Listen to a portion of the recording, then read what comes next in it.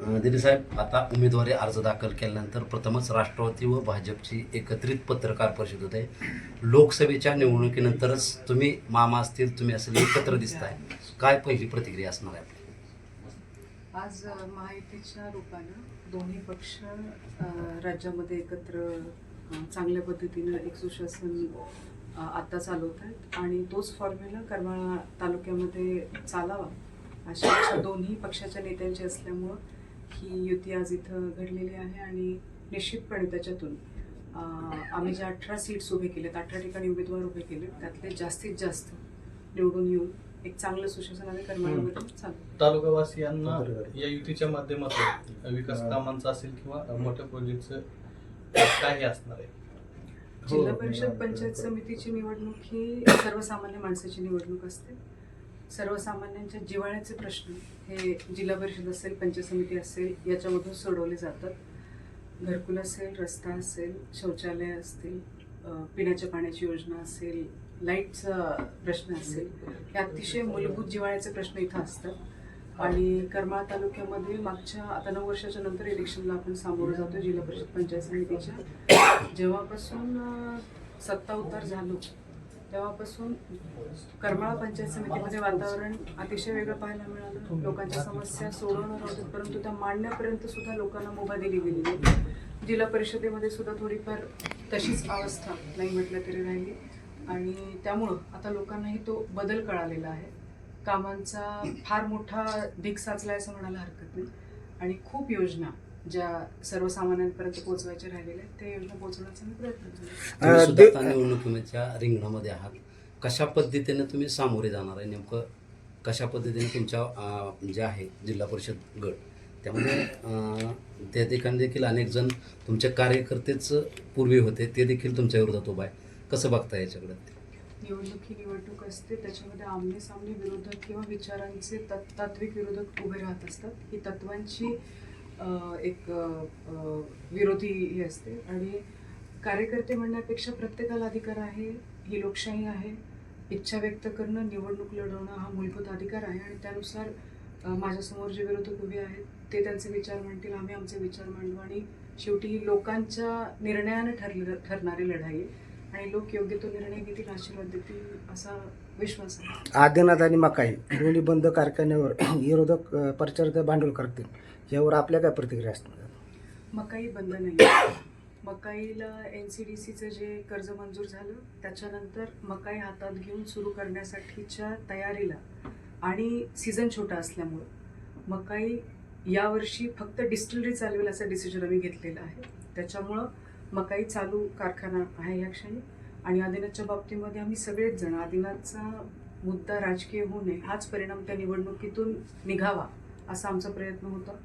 आणि आदिनाथ सुद्धा येत्या काळामध्ये राहणार नाही याचा आमचा प्रयत्न आहे.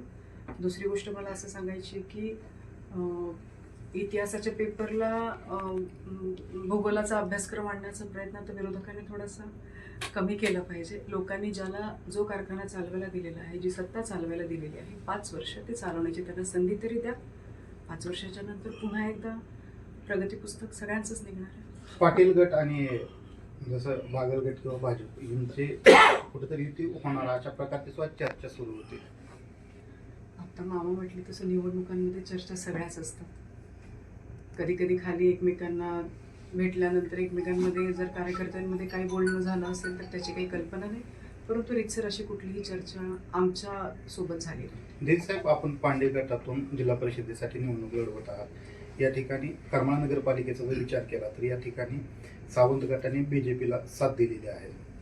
या ठिकाणी म्हणजे BJP सोबत सत्तेमध्ये आहे आता या ठिकाणी. आणि आता त्याच पांडे गटामध्ये जर पाहिलं तर सावंत आणि तुमच्यात किंवा वारे असतील यांच्यामध्येच लढत होताना दिसून येते. म्हणजे त्या ठिकाणी सत्तेत आहात आणि तिथे विरोधात आहात. नगरपालिकेच्या बाबतीमध्ये ज्यावेळी उपनगराध्यक्ष आणि समित्यांचा विषय आला, जोपर्यंत नगरपालिकेच्या समित्या स्थापन होत नाही तोपर्यंत कार्यभार स्वीकारून काम करणं सुरू होत नाही. तिथं आत्ताच्या जिंकलेल्या नगराध्यक्षांच्या गटाने भाजपाला नाही पाठिंबा दिलेला किंवा भाजपानेही त्यांना पाठिंबा नाही दिलेला. कारभार सुरळीत करण्यासाठी, कारभार सुरू होण्यासाठी जी एक अत्यावश्यक संवैधानिक गरज होती, समित्या आणि उपनगराध्यक्ष, ती गरज पूर्ण केली गेलेली आहे. ही युती निश्चितपणे नाहीये. हा एक स्थानिक निर्णय होता, तो इथल्या इथे झाला आणि या निर्णयाचा आणि तुमच्या जिल्हा परिषदेचा काही संबंध नाही. मगाशीच्या प्रश्नाला जसं मी उत्तर दिलं की लोकशाही आहे, प्रत्येकाला अधिकार आहे, स्वातंत्र्य आहे, ज्याची इच्छा आहे तो प्रत्येकजण निवडणूक लढवू शकतो आणि त्या सर्वांना म्हणजे आमच्या पॅनलला आणि समोरच्या पक्षाला आमच्या शुभेच्छा असतील. लोक निश्चितपणे त्यांच्या पसंतीचा निर्णय घेतील. बीजेपी आणि राष्ट्रवादी हे विचारांची दोन टोकं वेगवेगळी आहेत. एक बीजेपी हिंदुत्ववादाला मानणारा पक्ष आहे, तर राष्ट्रवादी हे एक वेगळ्या विचारांना मानणारा पक्ष आहे. या ठिकाणी राष्ट्रवादीचा कार्यकर्ता ही वेगळा आहे आणि तसं बीजेपीचा कार्यकर्ता वेगळा आहे. या ठिकाणी युती जरी झालेली असली तरी क्रॉस वोटिंग किंवा त्या म्हणजे प्रचारासाठी कार्यकर्ता बीजेपीचा किंवा राष्ट्रवादीचा एकमेकाला सहकार्य करेल यामध्ये सातत्य राहील का? राज्यभराचे निकाल बघतायचे. नाही, ते राज्यभराचे निकाल ते त्या ठिकाणी प्रत्येक ठिकाणी दोन्ही राष्ट्रवादी एकत्र असल्यामुळे तिथं जरा थोडं असं काही नाही, वेगवेगळे अनेक उदाहरण आहेत बरोबर त्याच्यामध्ये.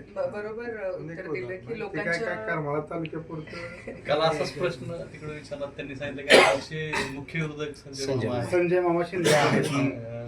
पाटील तळेकर गटाचे सरांनी सर्व सांगितलं. तळेकर. सुनीता. मला एक सांगायचं आहे यात आम्ही- उत्तर देताना की ही निवडणूक कुठल्याही व्यक्तिसापेक्ष नाहीये. या निवडणुकीकडे आम्ही बघत असताना पुन्हा रिपीट करते की सामान्य माणसाच्या जिव्हाळ्याच्या प्रश्नाची निवडणूक म्हणून बघतोय. तुमच्या प्रश्नाचा रोख होता की दोन वैचारिक विरोधी, त्याच्याकडे मी पूरक म्हणून बघते. दोघं मिळून जर काम केलं दोघांनी तर जिल्हा अतिशय परिषद- चांगली नाही, तो बुद्धिभेद करण्याचा प्रयत्न होता का नाही, त्यांचा? ही निवडणूक हे का ही निवडणूक काही कोणाच्या विरोधात म्हणून आपण लढवत नाहीये. ही तालुक्याच्या नाही, विकासासाठी. विकासासाठी. आणि दुसरं महत्वाचं म्हणजे जिल्हा परिषद ही संस्था ग्रामीण भागातल्या छोट्या छोट्या प्रश्नाची सोडवणूक करण्यासाठी. म्हणजे मी तर म्हणेल की मी जाहीरपणे बी अनेक वेळा म्हणलोय की जिल्हा परिषद ही अशी संस्था आहे की तिथं आमदार म्हणून जेवढं काम करू शकत नाही, छोट्या व्यक्तींचं किंवा गाव पातळीवरचे विषय तेवढे विषय जिल्हा परिषदेमधून आपण सोडवू शकतो. आणि सामान्य माणसाचे विषय वैद्यकीय असू द्या, शैक्षणिक असू द्या, त्यानंतर गाव पातळीवरचे छोटे छोटे विषय असतील, ग्रामपंचायतीचे सांडपाणीची व्यवस्था असेल, हे सगळ्या छोट्या विषयाचा संबंध तिथं येतो आणि प्रचंड मोठ्या प्रमाणामध्ये काम करता येतं तिथं. म्हणजे मी अध्यक्ष म्हणून काम केलं त्याच्यामुळे मला माहित आहे की तिथं आमदारापेक्षा सुद्धा जास्त काम त्या मामा ठिकाणी आमचे करतात. आमचे विरोधक हे संजय मामा शिंदेच असतील असं पाटील गटाच्या प्रवक्त्यांनी सांगितलं. मुख्य विरोधक म्हणून मामाच असतील. असं आता शेवटी लोक दगड बी कुठल्या झाडाला मारतात, बाबळी झाडाला कशाला मारते, म्हणजे त्यांना काहीतरी विधानसभेपासून असा एक प्रवाह सुरू होता की संजय मामाला करमाळ्यामध्ये रोखलं पाहिजे. संजय मामाचा एकही कार्यकर्ता कुठलाही पदाधिकारी झाला नाही पाहिजे यासाठी एक प्रकारची सर्वच पुढाऱ्यांची यंत्रणा कामाला लागली हे आपणाला माहिती आहे. आणि त्या अनुषंगाने शेवटी ही सगळी प्रक्रिया काय तुम्ही आम्ही बसून ठरवू शकणार नाही, ती लोकातली प्रक्रिया, लोकमतातली प्रक्रिया, त्यामुळे लोक ठरवतील.